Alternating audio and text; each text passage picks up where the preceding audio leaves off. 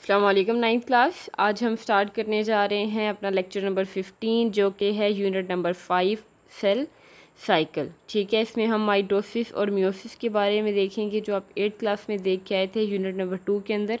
उन्हीं चीज़ों को अब हमने डिटेल में जाके देखना है। ठीक है, उनका कंपैरिजन, उनकी सिग्निफिकेंस, कौन कौन सी स्टेजेस से होकर माइटोसिस कंप्लीट होता है, किस किस टाइप की स्टेजेस मियोसिस के अंदर मौजूद होती हैं, फ़र्क क्या होता है इन दोनों के साइकिल्स के बीच में, किस तरीके से ये काम करते हैं, एपोप्टोसिस और नेक्रोसिस क्या होती है, ये सारी की सारी बातें वन बाय वन हम देखेंगे इस यूनिट में जाके। तो स्टार्ट लेते हैं अपने फर्स्ट टॉपिक से जो कि है पेज नंबर 87। अपनी बुक्स काइंडली साथ खोल लें।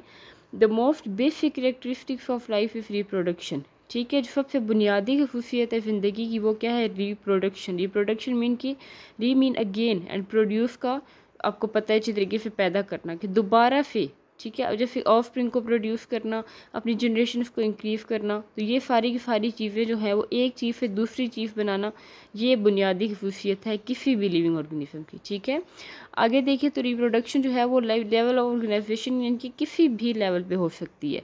जैसे कि आपने लेवल में सब एटॉमिक पार्टिकल से हमारे लेवल ऑफ ऑर्गेनाइजेशन स्टार्ट होते हैं और बायोस्फीयर तक जाती हैं, तो किसी भी लेवल पे जो है रिप्रोडक्शन हो सकती है। सेल के सारे पार्ट रिप्रोड्यूस होते हैं। ठीक है, जैसे क्रोमोसोम जो है वो न्यू क्रोमोसोम को जनरेट करते हैं, सेल जो है वो नए सेल्स बनाते हैं, इंडिविजुअल प्रोड्यूस ऑफ स्प्रिंग। इसी तरह लिविंग ऑर्गेनिज्म जो है वो अपने ऑफ स्प्रिंग को भी प्रोड्यूस करता है। ठीक है, जैसे रुडोल्फ विर्को ने क्या कहा था कि all cell come from cell, के जितनी भी सेल बनती हैं वो किसी न किसी दूसरे सेल से ही निकलते हैं। ठीक है, दिस प्रिंसिपल टेल ऑफ, ये प्रिंसिपल हमें बताता है ज़िंदगी की रवानी के बारे में कि ज़िंदगी चलती रहती है। ठीक है, रिप्रोडक्शन किस तरीके से होती है। ठीक है, इसमें क्या आ जाता है? मोई commonly refer cellular reproduction as cell division and it is the part of the whole life of the cell. क्या हम सेलुलर रिप्रोडक्शन जो सेल रिप्रोड्यूस करते हैं उसको सेल डिवीजन भी कहते हैं। ठीक है, सेल का तकसीम होना, 1 से 2, 2 से 4, 4 से 8, 8 से 16, इस तरह जो है वो सेल अपनी जनरेशन को इंक्रीज़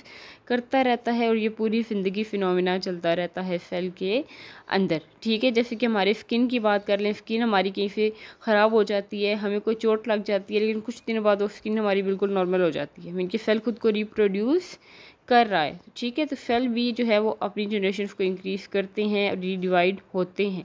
अब देखते हैं तो सेल साइकिल है क्या बेसिकली। ठीक है, cell cycle is the series of event from the time a cell is produce. Cell cycle basically क्या है? ये एक चेन है, बहुत सारे स्टेजेस हैं। ठीक है, इसमें क्या होते हैं? कुछ इवेंट्स होते हैं, कुछ स्टेप्स होते हैं। स्टेप्स कहाँ से स्टार्ट होते हैं?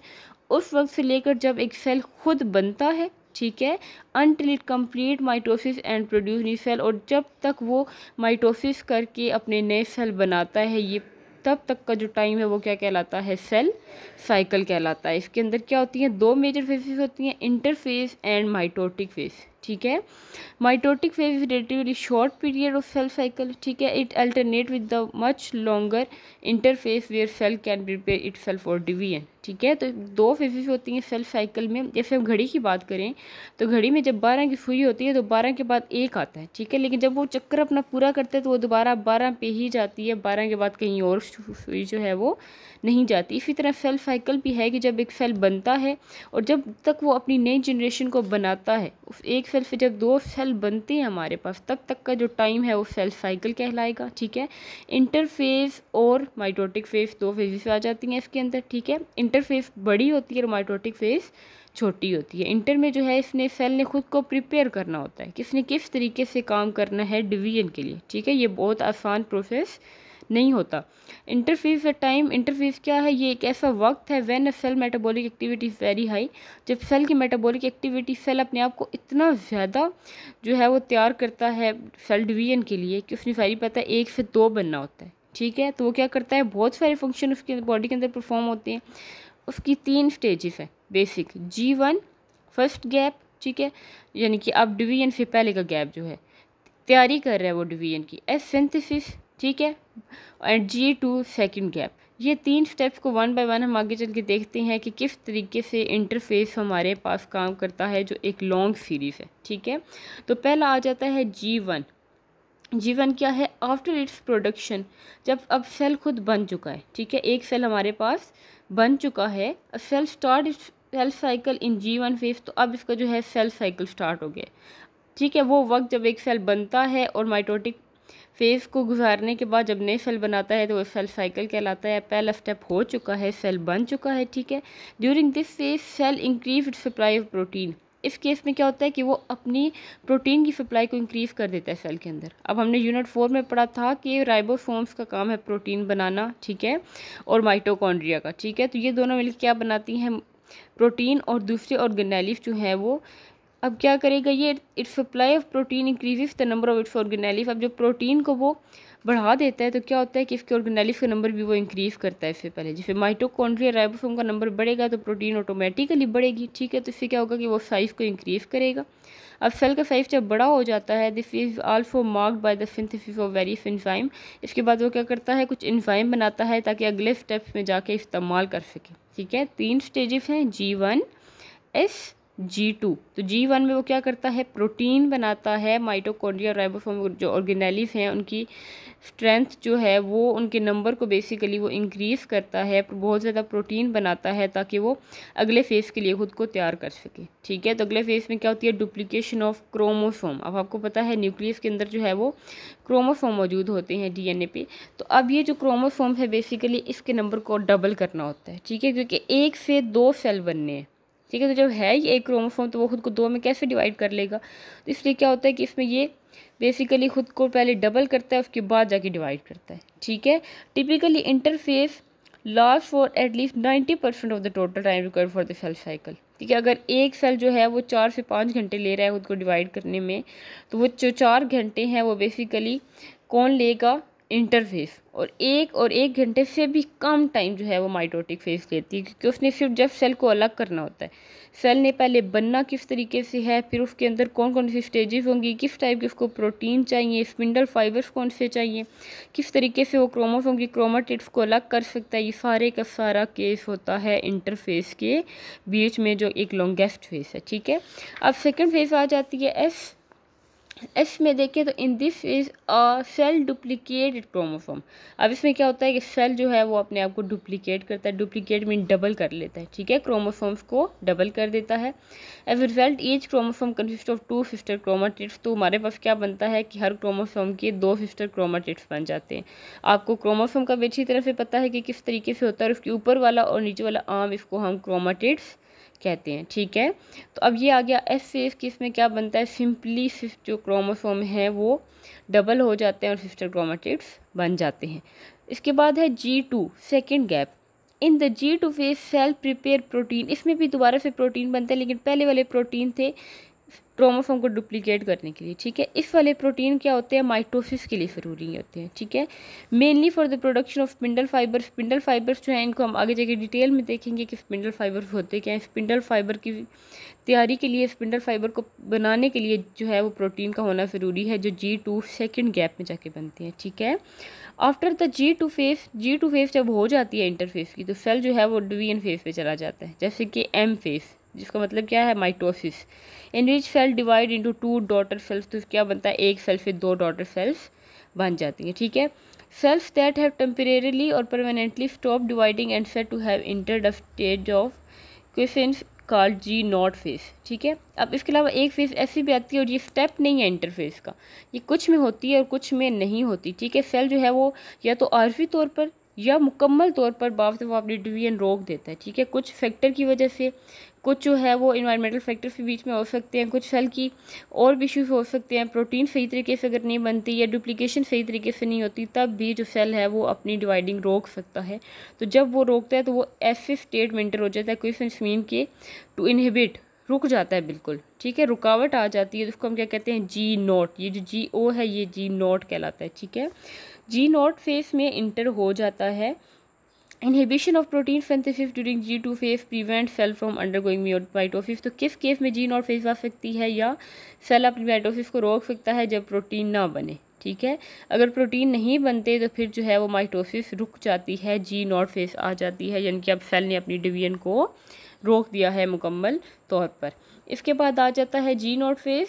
G0 फेज क्या होती है, मल्टी सेलुलर यूकैरियोट्स के अंदर, यानी कि वेल मेम्ब्रेन बाउंडेड ऑर्गेनेली और ट्रू न्यूक्लियस जिनके अंदर होता है, उनके अंदर अगर सेल डिवीजन हो रही है तो सेल जो है वो G0 फेस करेगा G1 फेस के बाद, ठीक है, और ख़ुद को डिवाइड करना रोक देगा, यानी कि F फेस आती ही नहीं है बिल्कुल यूकैरियोट्स मल्टीसेलुलर ऑर्गेनिज्म के अंदर। लेकिन कुछ सेल ऐसे हैं जो G0 फेस में इंडेफिनिट पीरियड के लिए रहते हैं, यानी कि हमें पता नहीं होता कि कितने टाइम तक वो G0 फेस के अंदर रहेंगे, जैसे कि न्यूरॉन, ब्रेन की सेल्स, ठीक है। लेकिन कुछ सेल G0 फेस में जो है वो कुछ सेमी परमानेंटली, इनके मुकम्मल तौर पर नहीं रहते, थोड़े काफ़ी अरसे तक रहते हैं, लेकिन ये चांस होता है कि वो दोबारा से डिवीजन कर सकेंगे, जैसे किडनी एंड लिवर की सेल्स। आपको पता है हमारा लिवर रीजनरेट कर सकता है। Many cells don't enter G0 face, और बहुत सारे सेल ऐसे हैं जो G0 फेस में कभी इंटर ही नहीं होते, ठीक है, और हमेशा से अपनी जो है वो डिवाइड करते रहते हैं अपने सेल्स को through out the organism life, जैसे कि है एपिथेलियल सेल्स, स्किन के सेल्स, ठीक है। अब ये बात हमने स्टार्ट में भी देखी थी, अगर आपको कहीं कट लग जाता है, आपकी स्किन के ऊपर से कोई पार्ट उतर जाता है, तो कुछ टाइम गुजरने के बाद वो जो है बिल्कुल आपकी स्किन बिल्कुल वैसी हो जाती है जैसे आपकी पूरी बॉडी की स्किन है, ठीक है। वो पार्ट कहीं से लॉस हो गया, उस पार्ट पे कोई जो है वो निशान पड़ गया या कुछ भी, वो कुछ भी नहीं रहता, वो बिल्कुल नॉर्मल हो जाती है हमारी स्किन। मीन हमारी स्किन रीजनरेट हो रही है, हमारे स्किन के सेल्स जो हैं वो अपनी जनरेशन को इंक्रीज़ कर रहे हैं, वो रिप्रोड्यूस कर रहे हैं, उसके अंदर माइटोसिस भी हुई है और इंटरफेस का स्टेप्स भी सारे के सारे G1 S G2 ये हुई हैं, लेकिन G0 फेस उसके अंदर नहीं आई, ठीक है। तो अब हमने इंटरफेस देखी, लॉन्गेस्ट फेस उसकी जो है वो 3 स्टेजेस हमने देखे, ठीक है, G1 S एंड G2, ठीक है। G1 के अंदर हमने सिंथेसिस देखी, बेसिकली प्रोटीन बनते हैं, ऑर्गेनेलिस जो हैं वो सिंथेसाइज होते हैं, वो अपने साइज को इंक्रीज़ करता है। एस में सिंपल क्या होता है कि क्रोमोसोम डुप्लीकेट हो जाते हैं, ठीक है। G2 में क्या होता है कि दोबारा से प्रोटीन बनते हैं, लेकिन जो प्रोटीन बनते हैं वो माइटोसिस के लिए होते हैं, ठीक है। और फोर्थ स्टेज क्या है हमारे पास, माइटोसिस, जिसमें मेन सेल डिवीजन होती है। The event of the cell cycle are order, जो इवेंट्स होते हैं, जो चेन चलती है, जो स्टेप्स होते हैं सेल साइकिल के, वो सारे ऑर्डर्ड होते हैं, ठीक है। और क्या होता है कि वो डायरेक्शनल होते हैं, कि ये नहीं कि 12 के बाद सुई पे जैसे 1 आता है, इसी तरह सेम 1 के बाद 12 नहीं आ सकता, वो रिवर्स नहीं हो सकती, ठीक है। तो सेल साइकिल भी ऐसे ही है कि वो G1 से स्टार्ट होकर M फेज तक जाता है, M के बाद वो कभी भी रिवर्स होकर G2 पे नहीं आता, ठीक है। रिवर्स साइकिल कभी भी नहीं चलता। साथ में आपको ये एक नज़र आ रहा है क्रोमाटिड, ठीक है, ये क्रोमोसोम है जिसका सेंट्रल पार्ट क्या है, सेंट्रोमेयर, जहाँ पे सिस्टर क्रोमाटिड्स अटैच होते हैं, ठीक है। और ये आपको दोनों आर्म्स नज़र आ रही हैं, इन आर्म्स को हम क्या कहते हैं, क्रोमाटिड। अगर एक है तो क्रोमाटिड, अगर 2 हैं तो क्रोमाटिड। और ये एक यूकैरियोटिक सेल साइकिल आपको नज़र आ रहा है, जिसके अंदर G0 फेस भी हो सकती है, लेकिन आप ये देखें तो आपको इस डायग्राम के अंदर G0 फेस नहीं दिखाई गई, क्योंकि वो कुछ सेल्स के अंदर होती है और कुछ सेल्स के अंदर नहीं होती। तो इस यहाँ तक जाके हमारा इंटरफेस कंप्लीट हो जाता है। माइटोसिस हम कल के लेक्चर में चल के देखेंगे। तो हमने स्टार्ट किया रिप्रोडक्शन के बारे में, हमने देखा, ठीक है। रुडोल्फ विर्को की लाइन देखी हमने, उसका प्रिंसिपल देखा, बेसिकली कि सेल जो है वो सेल से ही निकलते हैं, ठीक है। सेल साइकिल की डेफिनेशन के बारे में आपको अच्छी तरीके से पता होना चाहिए। फिर सेल साइकिल की 2 जो मेजर फेजेस हैं, यानी कि इंटरफेस एंड माइटोटिक फेस, इनके बारे में आपको पता होनी चाहिए, ठीक है। कौन सी फेस लार्जर है, कौन सी जो है वो शॉर्ट पीरियड के लिए होती है, ये बात आपके इल्म में होनी चाहिए। कितनी स्टेजेस फर्दर आ जाती हैं सेल साइकिल में इंटरफेस के अंदर, 3 G1 S एंड G2। ये gap 1 synthesis and gap 2 face के बारे में आपको पता होना चाहिए। सेकंड गैप क्या है, फर्स्ट गैप क्या है, ठीक है। G0 फेस क्या है, इसके बारे में आपको पता होना चाहिए। किन सेल्स के अंदर ये हो सकती है, किन सेल्स के अंदर ये नहीं हो सकती। ये MCQ पॉइंट ऑफ व्यू से इंपॉर्टेंट है, ठीक है।